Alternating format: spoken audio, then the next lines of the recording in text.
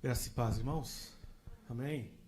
Boa noite. Motivo de alegria retornar aqui para retomarmos, né, o tema, o assunto, né, dessa semana, desse mês, que é a escatologia bíblica ou a exposição da escatologia. Na primeira semana nós falamos sobre o arrebatamento da igreja. Na segunda semana nós falamos sobre a grande tribulação. E agora, hoje, nós falaremos sobre o milênio, ok? Sobre o reinado de Jesus Cristo na Terra. Por que boa parte, não todos, os batistas brasileiros, né, boa parte, são pré-milenistas? O que é o pré-milenismo? O pré-milenismo é o reinado literal de Jesus Cristo na Terra por 1000 anos. Isso vai acontecer no final da grande tribulação. Como nós falamos na semana passada, não deu para falar tudo, mas nós, em visão panorâmica, nós falamos sobre a questão da grande tribulação. E no fim da grande tribulação, Cristo desce, Cristo vem. É o retorno de Cristo, onde nós conhecemos que todo olho verá. Quando Cristo descer no final da grande tribulação. E esse ensino não é um ensino apenas no Novo Testamento, tá? O Antigo Testamento, ele fala sobre o reino milenar de Jesus Cristo. Mesmo antes da encarnação de Jesus Cristo, há profecias no Antigo Testamento que falam sobre o reinado de Jesus Cristo. Antes de o verbo se fazer carne, antes do Espírito Santo gerar Jesus no ventre da Virgem, já existia profecias, não só da primeira vinda de Jesus, mas também da segunda vinda de Jesus. Como nós já vimos, Daniel capítulo 12, que é o último capítulo do profeta Daniel, é falado sobre a ressurreição. Daniel diz que nos últimos dias Deus vai ressuscitar os mortos. Os mortos ressuscitarão. Então a teologia ou doutrina, o ensino bíblico da ressurreição já estava presente no Antigo Testamento. E o reinado de Jesus Cristo por 1000 anos também já estava presente. Mas vamos falando isso no decorrer, porque o texto mais conhecido que fala sobre o reinado de Jesus na Terra, nós vamos fazer aqui uma exposição de Apocalipse 20. Apocalipse capítulo 20. Ok?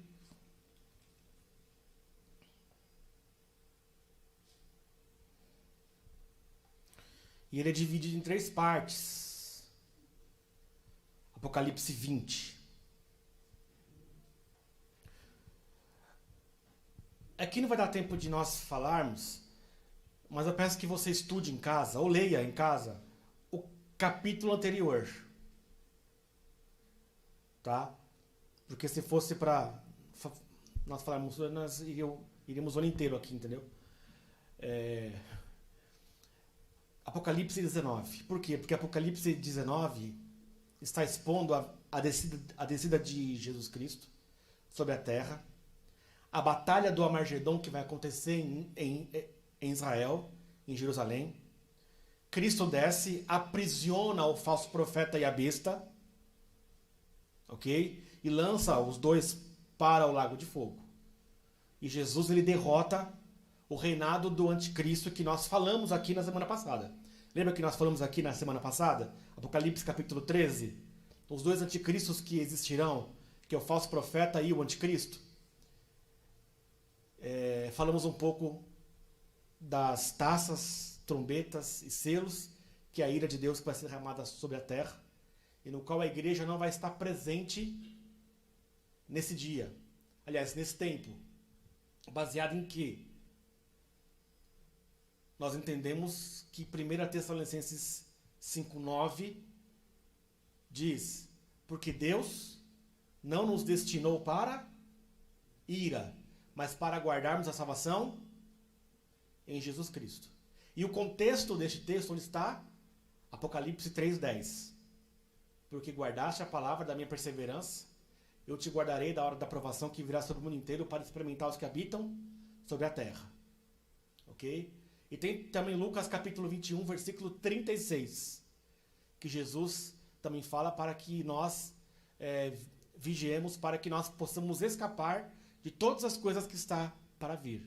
E o contexto do capítulo 21 de Lucas é a grande tribulação. Tá?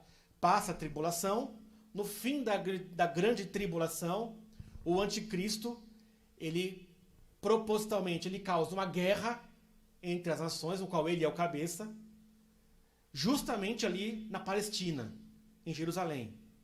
Ok? E aí, basicamente, o centro vai ser em Meguido, o Vale do Armagedon. Tá? E aí Cristo vem para cumprir as profecias messiânicas e também para cumprir a promessa davídica, a promessa que Deus deu a Davi, que não faltaria rei para governar sobre a casa de Judá. Então é inaugurado o milênio, o reinado de Jesus Cristo por 1000 anos, que começa aqui no capítulo 20. Vamos ler aqui, eu vou ler aqui na versão atualizada. Eu vou ler a primeira parte, depois eu vou ler a segunda parte, depois eu vou ler a terceira parte. Ok? Vamos por partes aqui. Eu vou ler aqui do capítulo 20, do versículo 1 ao versículo 6. Ok? Diz assim: Então vi descer do céu um anjo, tinha na mão a chave do abismo, uma grande corrente. Ele segurou o dragão, a antiga serpente, que é o diabo, Satanás, e o prendeu por 1000 anos.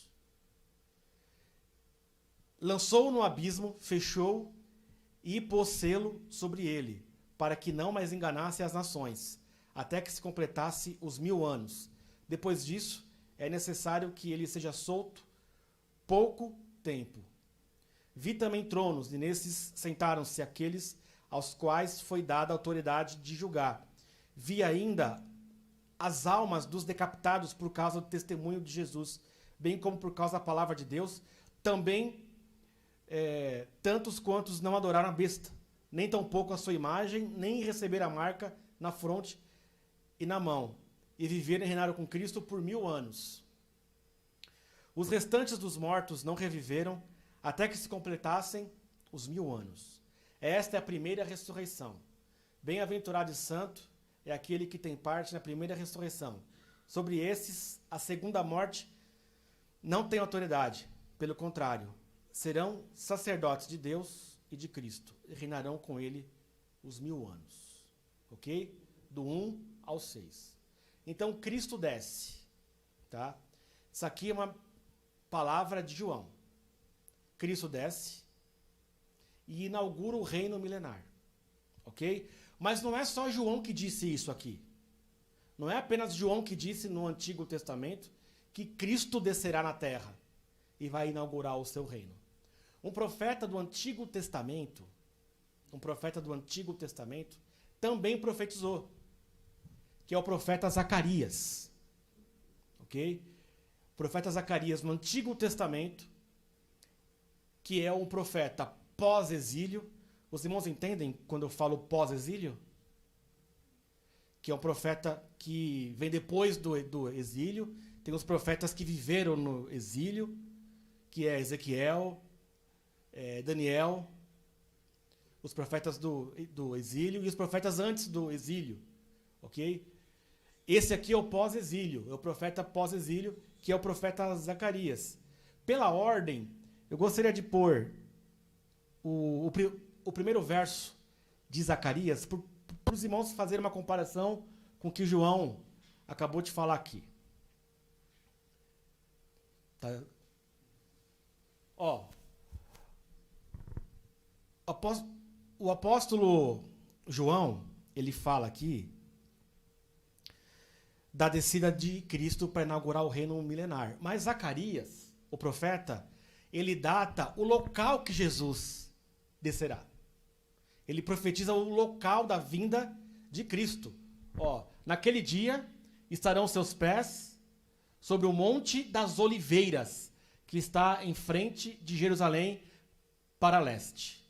O Monte das Oliveiras será fendido pelo meio, do leste ao oeste, formado um grande vale.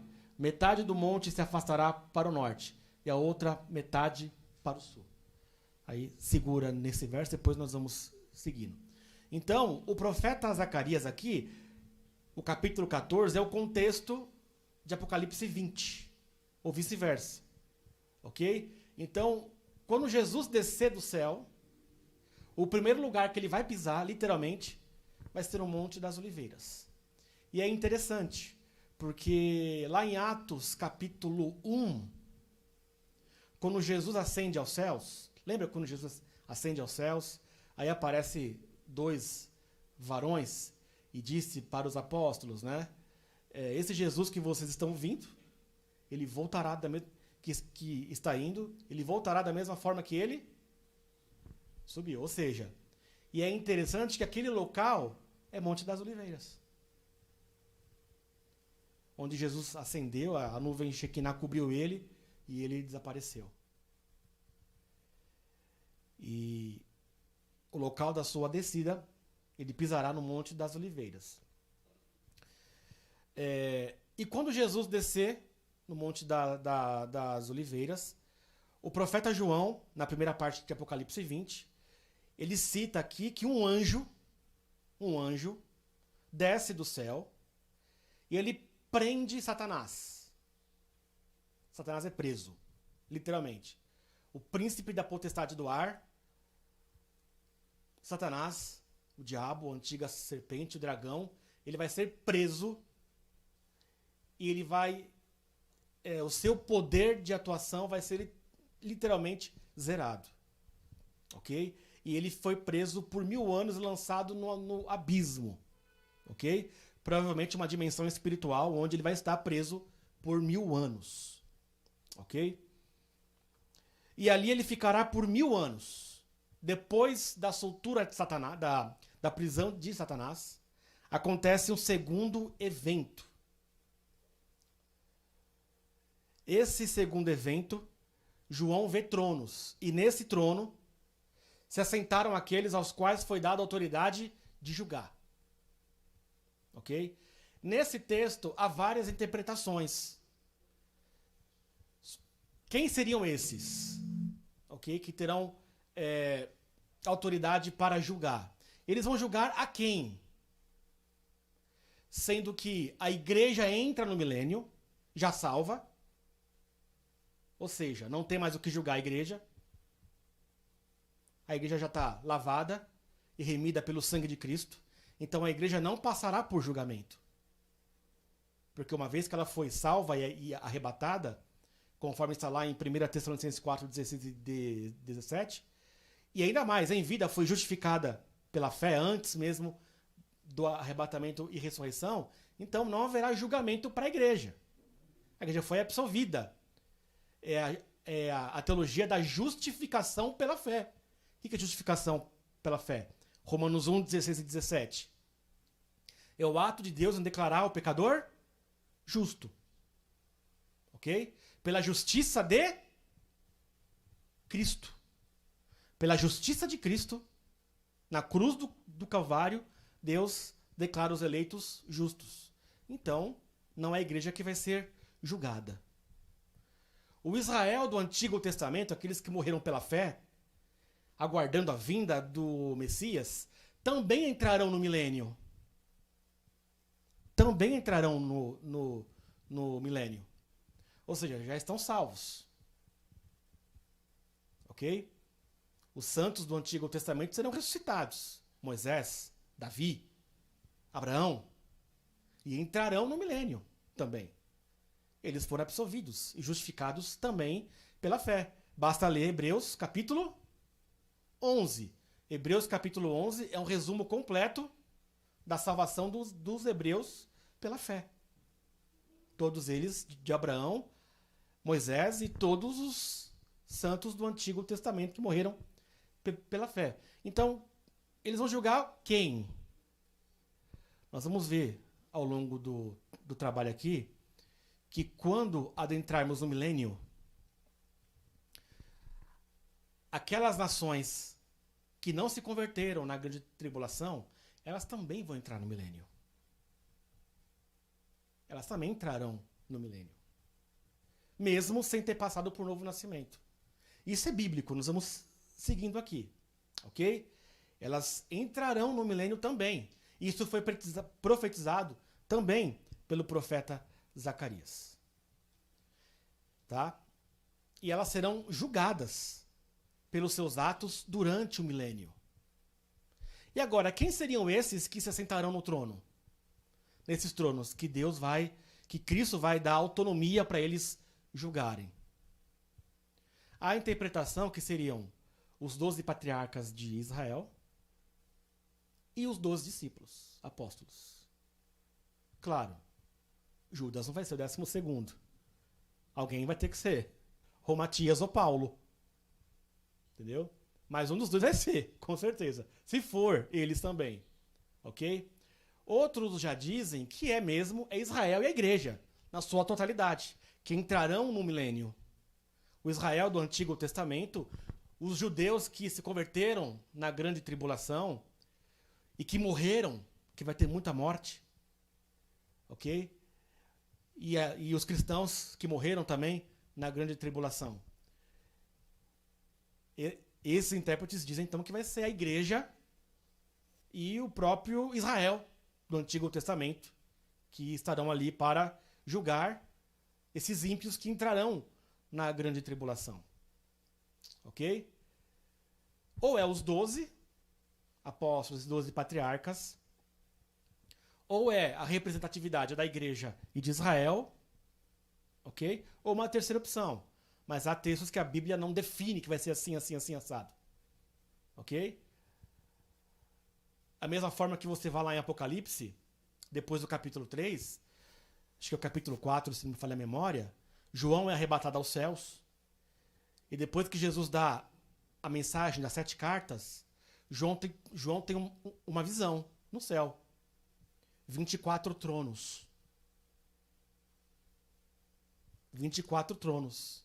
E 24 homens que estão sentados nesse trono. Nesses tronos. Ok? Pode ter uma relação com esse texto aqui. Pode simbolizar o quê? As 12 tribos de Israel, os cabeças das 12 tribos, e os 12 apóstolos. Ou a representatividade do povo de Deus também. Ok? Então você vê sempre esses números presentes, né, nas escrituras. Bom, perguntas e respostas é no final, né, pastor? Se não der, a gente vai embora. Manda pela internet. Aí eu mando meu e-mail lá, você manda pessoal, tá bom? Tá bom, vamos lá.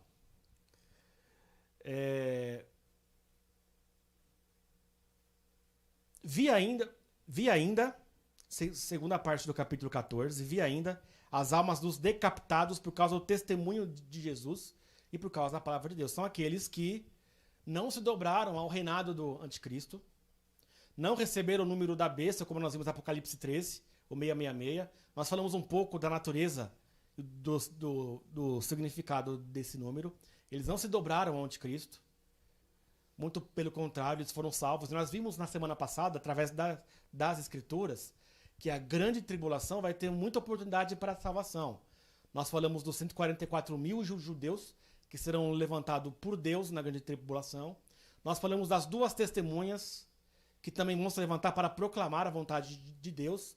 E também falamos que Deus vai enviar até um anjo para pregar o evangelho eterno no mundo. Que está em Apocalipse, como nós vimos na semana passada. Então muitas pessoas chegarão ao conhecimento da graça e da verdade e vão se opor ao governo do anticristo.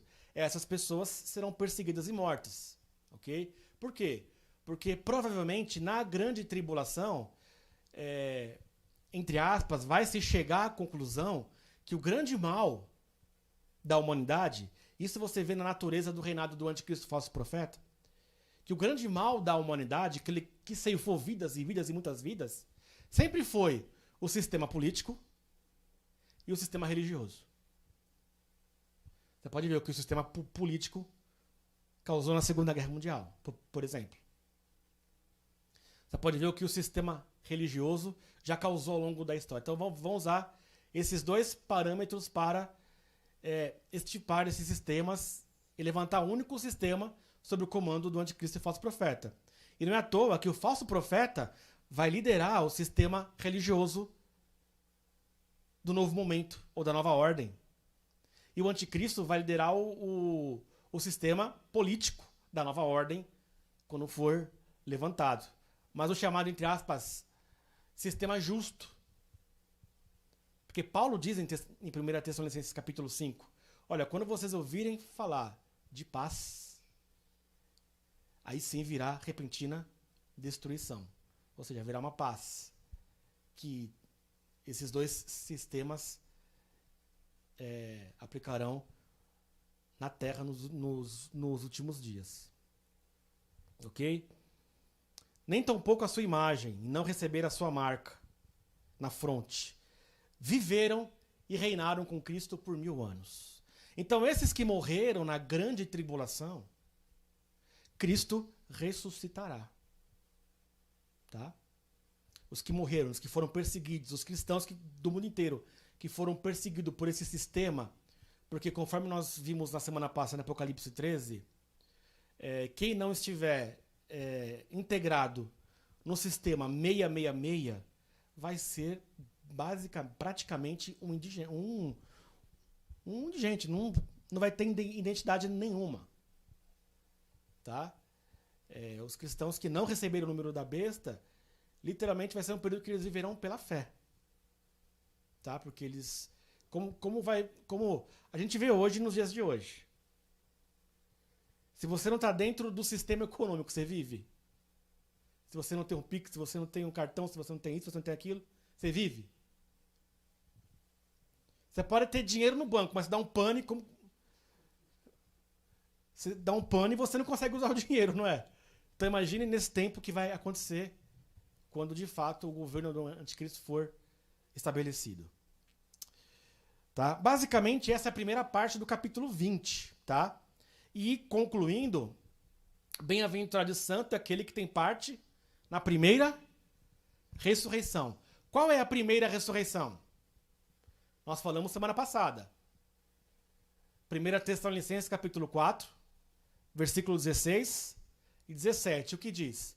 E o mesmo Senhor descerá do céu com alarido, com voz de arcanjo e ao som da trombeta de Deus. Os que morreram em Cristo ressuscitarão primeiro. Depois nós, os vivos, seremos arrebatados juntamente com eles a encontrar o Senhor nos ares. Então essa é a primeira ressurreição.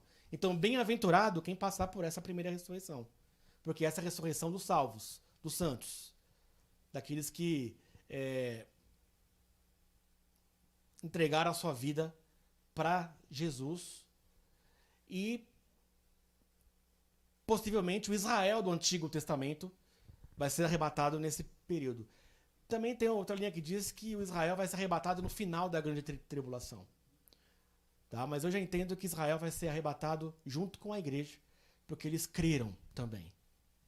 A diferença do Israel do Antigo Testamento para a igreja é que eles creram pela fé no Messias que ainda não tinha vindo, não havia se encarnado. E nós cremos pela fé no Messias que já veio. Então eles morreram na esperança do Messias. Lembra quando Jesus nasceu? Está lá no começo de Lucas. Os pais deles levaram ele para um homem chamado Simeão. O que esse homem disse? Senhor, agora o Senhor pode me recolher em paz porque os meus olhos viram a sua salvação. Ou seja, o Israel do Antigo Testamento esperava pela manifestação do Messias. E Simeão viu. Ok? A salvação. Ok. Segunda parte, do 7 ao 10.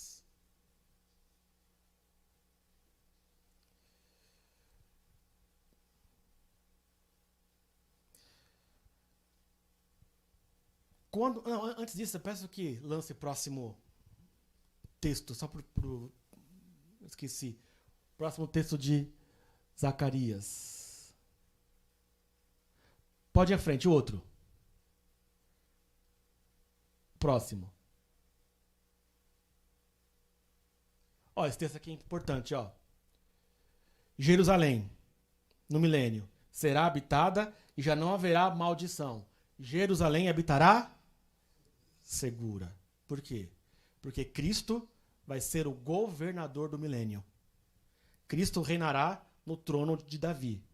Ele se assentará no milênio. Agora o próximo, antes de entrar no texto.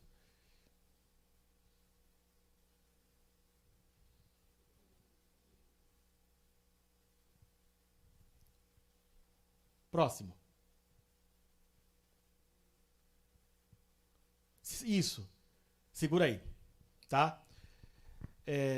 Que nós falamos agora.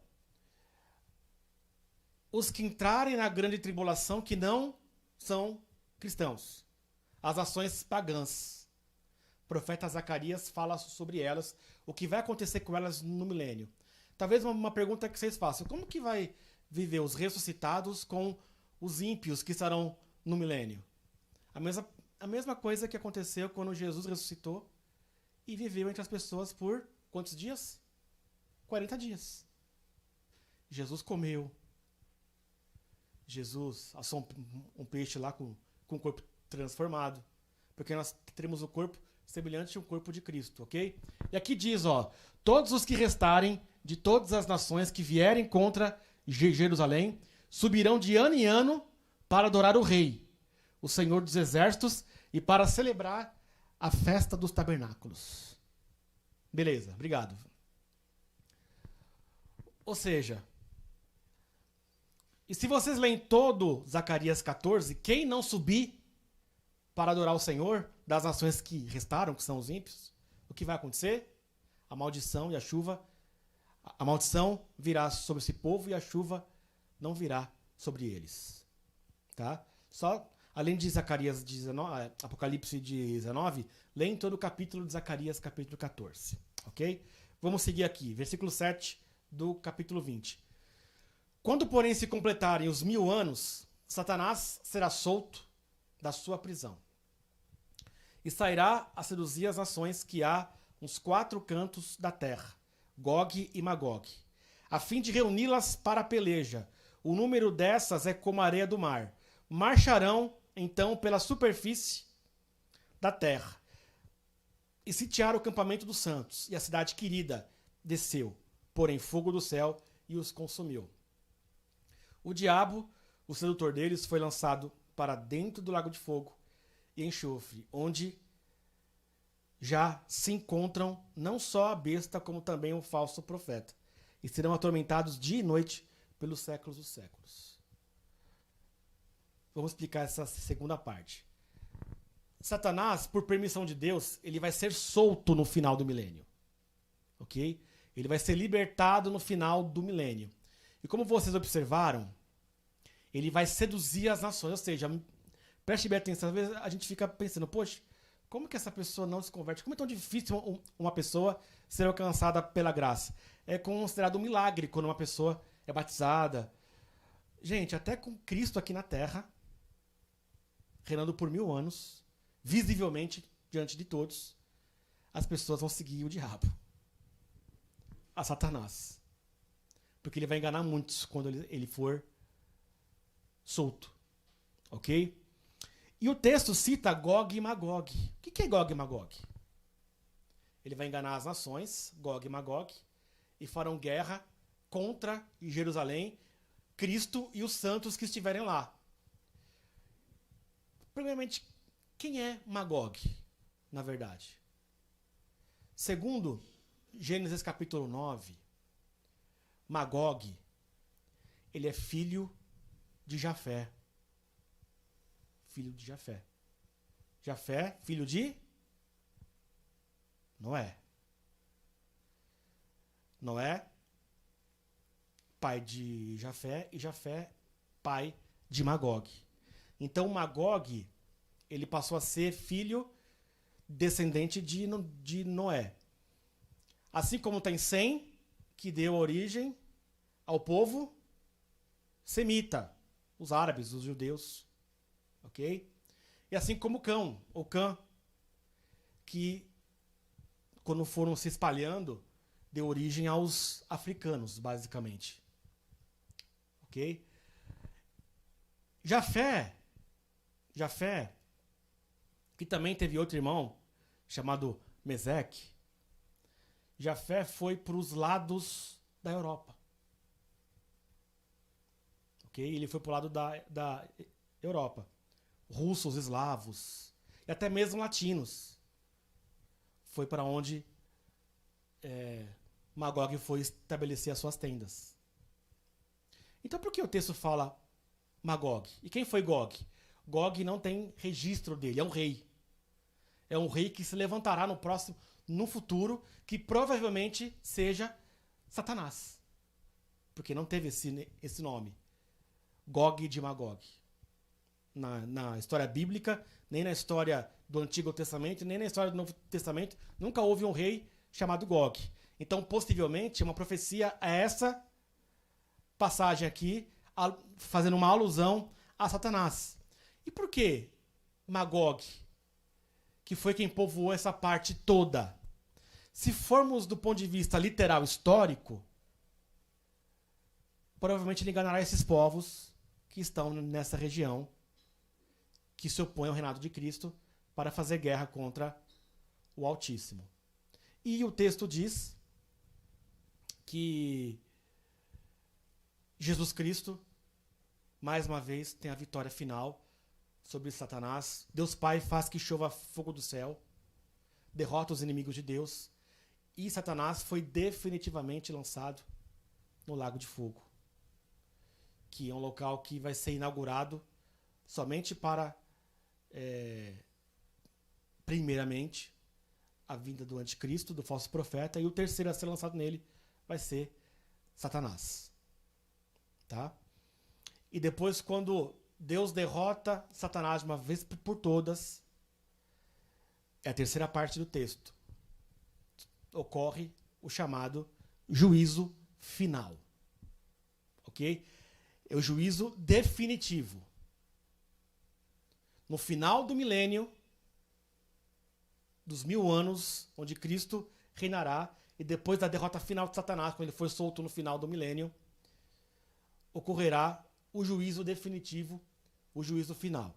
Está aqui a partir do verso 11, que diz: Vi um grande trono branco, e aquele que nele se assenta, de cuja presença fugiram a terra e o céu, e não se achou lugar para eles.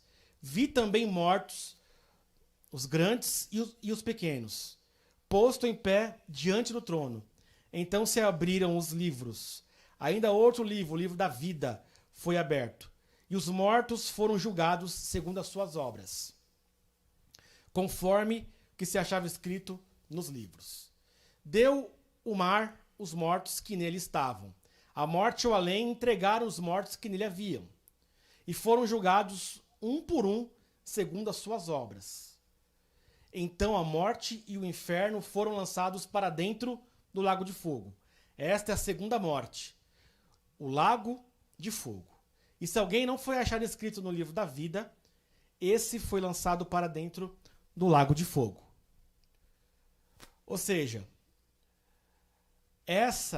lembra que nós ouvimos agora há pouco, bem-aventurado é aquele que tem parte na primeira ressurreição? Porque aquele que tem parte na segunda ressurreição, ele não é salvo. Aqui vai se dar a ressurreição de todos os ímpios na história. Desde os tempos de Adão até o final do milênio. Só que o que me causa espanto, eu não sei vocês, é que foram julgados um a um, segundo as suas obras. Eu não sei como que o Senhor vai fazer a questão do tempo um a um, mas eu creio que Deus ele dá um jeito para tudo, né? Porque senão vai demorar um século para julgar todo mundo que morreu durante toda a história, que estão lá no Hades. Mas alguma coisa algo sobrenatural, com certeza vai acontecer. Mas que vai acontecer, vai. Os mortos, todos os que morreram, que não foram escritos no livro da vida, serão ressuscitados, ok? O mar devolverá os mortos. Aqui existem dois sentidos, duas interpretações, tá? Porque quando se fala em mar, na hermenêutica bíblica, isso se refere às nações. Tá? O mundo, todo mundo, as nações. Por quê? Porque os mares eles estão interligados com as nações, através das costas. Da mesma forma que a besta que sobe do mar é o anticristo que vai governar sobre as nações. Lá em Apocalipse 13. Então, o mar que devolve os mortos é uma simbologia de, na verdade, os mortos vão ser ressuscitados em todos os cantos da terra. Aqueles que morreram sem a graça de Cristo. Ok? Ou, literalmente, são aqueles que morreram no mar. Os ímpios que morreram literalmente no mar, nos oceanos, é uma das interpretações. Ou é uma ou é outra. Tá? A morte e o inferno que foram lançados no lago de fogo é a determinação que é o fim de tudo mesmo, ok? Haverá uma nova criação logo após desse evento, tá? Uma nova criação, uma nova recriação que Deus vai estabelecer, que nós vamos falar na próxima semana. A morte e o além, tá? O além, na verdade, não é aquela, não tem nada a ver com aquela história que estão contando hoje em dia aí, aquela realidade paralela, os 7 além que falam por aí, não tem nada a ver com isso, tá? O além, na verdade, é a morada dos mortos, tá? É o Hades, morada dos mortos, onde os ímpios estão aguardando o dia do julgamento final, que na verdade eles vão ser ressuscitados, todos eles, para serem julgados, cada um segundo as suas obras, que foram más diante de Deus. E assim que a morte e o inferno for lançado no lago de fogo, o Hades, tá? E a morte, o fim definitivo da morte, como a chamada morte física e morte espiritual e morte eterna, que são as 3 fases da morte de um ímpio, por exemplo, que é a morte física, que é o fim da existência na terra, que é a morte espiritual.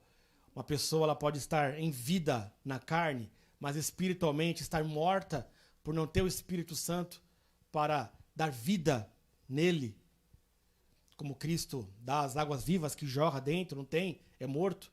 E a morte eterna, que é essa aqui, que é a separação total, onde para sempre o homem estará condenado e longe da graça do Senhor Jesus Cristo.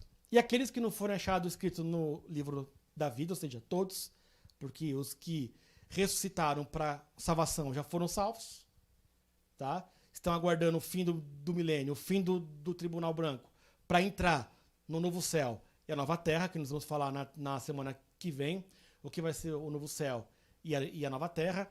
E qual é o papel da nova Jerusalém? A cidade que João literalmente vê descendo do céu, tá?